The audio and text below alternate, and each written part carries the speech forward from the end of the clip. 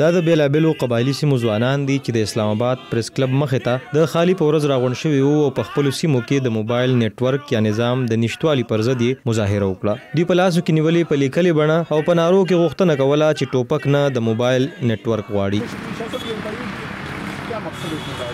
مزمل شاه چې په قائد اعظم پوهنتون کې د ډاکټریټ زده کړې کوي او تعلق یې د مومند ایجنسۍ سره دی، وایي چې شاوخوا د 9 میاشتو راهیسې د دوی په سیمه کې د موبایل نیټورک نشته او دوی ته ویل کېږي چې دا د امنیت په غرض بند کړی شوي دي. پر دې له کبله د هغه سیمې خلک له یو بله نه خبرېږي. د خپل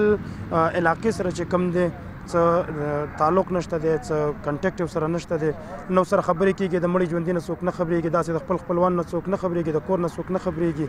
خو لکه دوی بالکل یو سټپ ونه اخیست. دې خلاف مخکې موږ احتجاجونه وکړه، په مومند ایجنسۍ مو وکړه، په پېښور هم وکړه، گورنر هاوس سره مو وکړه، خو زموږ دا مسله چې کوم ده څه پراپر اډرس نه شوله چاته.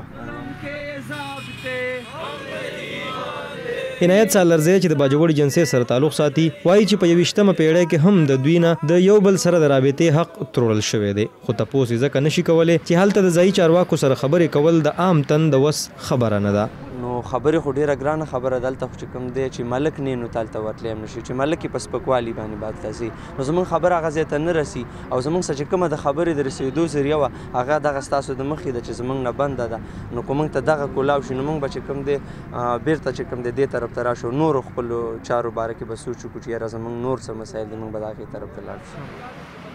د دې ځوانانو په وینا چې په شمالي او جنوبي وزیرستان کې د کال نه زیاته موده وشوه چې موبایل نیټورک نشته او په مومند ایجنسۍ کې هم شاوخوا 9 میاشتې وړاندې د موبایل نیټورک بند کړی شوی دی.